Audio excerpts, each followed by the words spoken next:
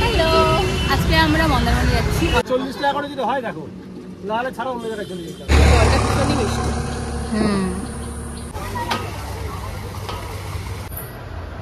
এগুলো কিন্তু ভিডিওতে আসছে জানো, ওর বাকিরা সবাই রেডি হয়ে বাইরে ওয়েট করছে।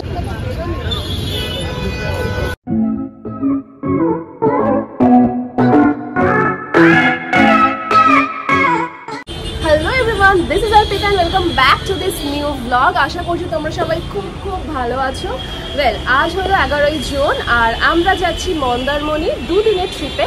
সো সব কিছু তোমাদের সাথে শেয়ার করবো, সাথে থাকো আর ব্লগ দেখতে থাকো। And yes, this blog is going to be very interesting.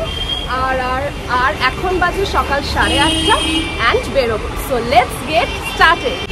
Hello, আজকে আমরা মন্দারমণি যাচ্ছি। অনেক মজা হচ্ছে আমার, ফার্স্ট টাইম যাচ্ছি তাই। চলো ওঠো, এবার ওঠো,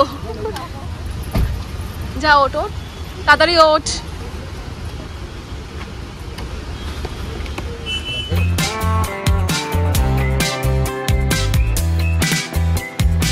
হয়তো এটা শুনলে অনেকেই অবাক হবে যে বাড়ির এত কাছে হওয়া সত্ত্বেও মন্দারমণিতে আমরা ফার্স্ট টাইম বেড়াতে যাচ্ছি। আর যেহেতু অনেকটা সকালেই বাড়ি থেকে বেরিয়েছি তাই আর ব্রেকফাস্ট করা হয়নি, ডিসাইডেড ছিল যে বাইরেই করব। এখন বাজে 9:30, আমরা থামলাম ব্রেকফাস্ট করার জন্য আজাদ হিন্দ ধাবাতে। চলো তোমাদের দেখাই জায়গাটা একটু। তো এখানে প্রচুর জায়গা আছে পার্কিং এর জন্য। চলো এবার যাওয়া যাক ভেতরে।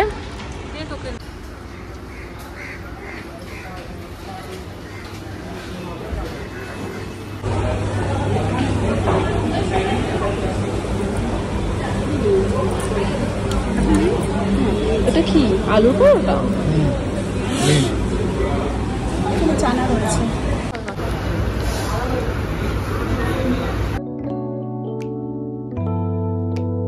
ব্রেকফাস্ট ডান আমাদের। আমি আলুর পরোটা খেলাম আর বোন লুচি খেলো। সো এখন বাজে 10:30 মতন, এখান থেকে বেরিয়ে পড়বো।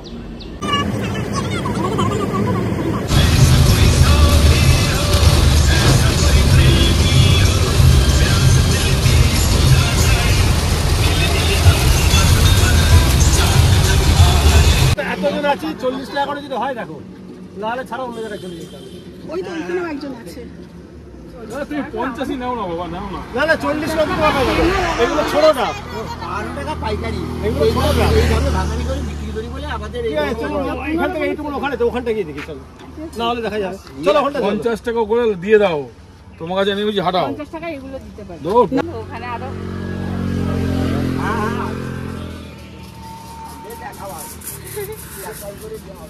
তুই যাবি আন্টির কাছে দাঁড়িয়ে পর। হ্যালো, মিষ্টি খেতে, মিষ্টি। তোরটা খেয়ে নিলে ভালো, তোর আপটা আমার। আস্তে হাতে না লাগে। ওটা আছে, ওটা মোটা আছে।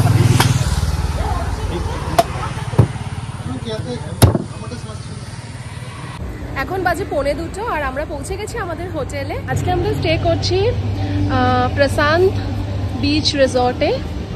সো এটা হলো রিসর্টটা অ্যান্ড এখানেই কটেজগুলো আছে।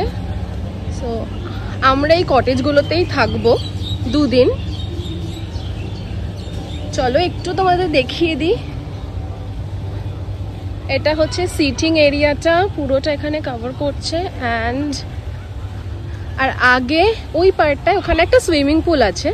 পুলের সাইডটা তোমাদের সাথে পরে শেয়ার করছি। এখন আগে ফ্রেশন আপ হবো, লাঞ্চ করব, আর হ্যাঁ রুমটাও দেখাবো। এগুলো হলো কটেজ রুম। চলো তোমাদের এবার রুমটা দেখাই।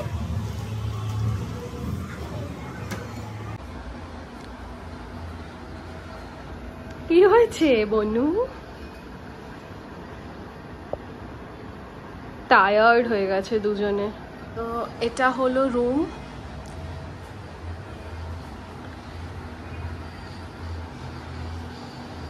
বাথরুম ইজ স্পেশিয়াস, অনেকটা জায়গা আছে, বাথটাবও আছে। মা এগুলো কিন্তু ভিডিওতে আসছে জানো।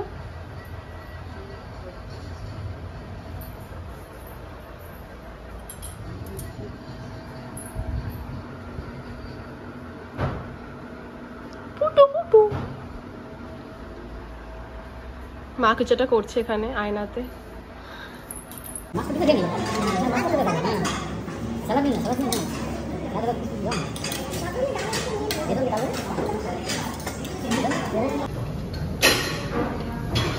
এতটা জার্নি করে প্রচণ্ড খিদে পেয়ে গেছিলো, তাই আমরা সবাই চটপট লাঞ্চটা করে নিই আর তারপর যে যার মতন রেডি হয়ে যাই।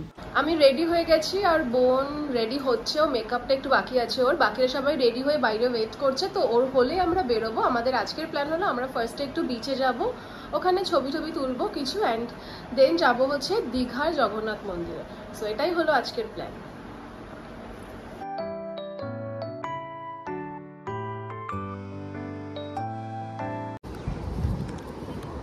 খুবই সুন্দর লাগছে বনু। ঠিক আছে, এবার মেকআপটা ভাগ্যিস কেঁদে দিসনি, এক্ষুনি কেঁদে দিতি বল। মেকআপ বিগড়ে গেছিল তাই।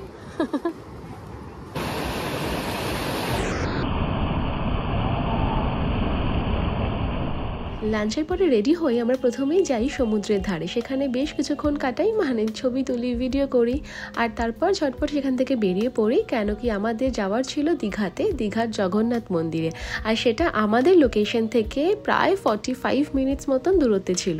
আর আকাশটা দেখতে যে কি অপূর্ব লাগছিল সেটা তো আর বলার অবকাশই রাখে না। সো ফাইনালি পৌঁছলাম ডেস্টিনেশনে।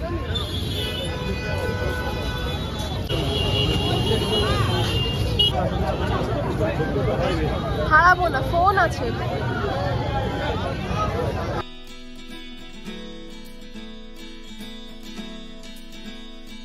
অসম্ভব ভিড়ের ধাক্কা সামলে অবশেষে মন্দির প্রাঙ্গণে ঢুকতে পারলাম। কিছুক্ষণের জন্য আমার তো মনে হচ্ছিল যেন দুর্গাপুজো চলছে আর আমরা কোনো প্যান্ডেলে ঠাকুর দেখতে এসেছি। সত্যি এতটাই মারাত্মক ভিড় ছিল। তবে হ্যাঁ, ভিড়টা কিন্তু সম্পূর্ণই গেটের বাইরে, মানে ঢোকার গেটের বাইরেই ছিল। ভেতরে একবার ঢুকে পড়লেই যেহেতু এরিয়াটা অনেকটা বড়, তখন অতটা ভিড় মনে হচ্ছিল না বা কোনো ধাক্কাধাক্কি অন্যরকম কোনো প্রবলেমও হয়নি। আর মন্দিরের ব্যাপারে বলতে গেলে সত্যি অপূর্ব সুন্দর কারুকার্য করা হয়েছে। মন্দির দর্শন তো ভালোভাবেই হলো, আর বেরিয়ে চোখে পড়লো পাপড়ি চাটের দোকান, তাই সবাই মিলে পাপড়ি চাট খেয়ে নিই। শঙ্করপুর ক্রস করে আমরা এই দোকানটায় দাঁড়িয়েছি, এখন একটু চা খাবো। যদিও অনেকটা লেট হয়ে গেছে, মানে এখন প্রায় 8:30 বাজে, তাও চা না খেলে তো আমার হয় না, তাই আর কি। সবাই তুলেই নি।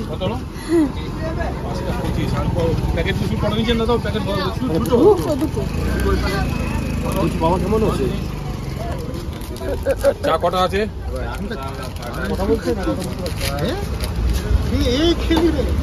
আর এরপর ডাইরেক্ট হোটেলেই ফেরা হলো। তারপর ফ্রেশ হয়ে সুইমিং পুলের পাশে বসার জায়গা ছিল, সেখানে সবাই মিলে বসলাম, আড্ডা চলছিল, আর কিছু টুকটাক খাবার অর্ডার করা হয়েছিল।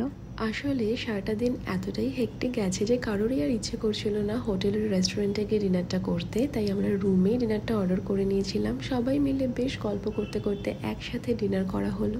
আর যেহেতু অনেকজন ছিল তাই আলাদা আলাদা ধরনের ডিশ অর্ডার করা হয়, বাট পার্সোনালি আমার চিকেনটা খুবই প্রিয়, তাই বাইরে খাওয়া দাওয়া হলেই আমি সব সময় চিকেনটাকেই প্রেফার করি।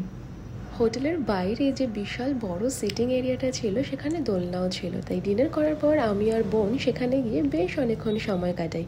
আর ঘুরতে গেলে কেই বা তাড়াতাড়ি ঘুমোয়, তাই না? মন্দারমণি ভ্লগের ফার্স্ট পার্ট এখানেই এন্ড করছি। খুব তাড়াতাড়ি আসবো নেক্সট পার্টটা নিয়ে। Till then take care, bye by.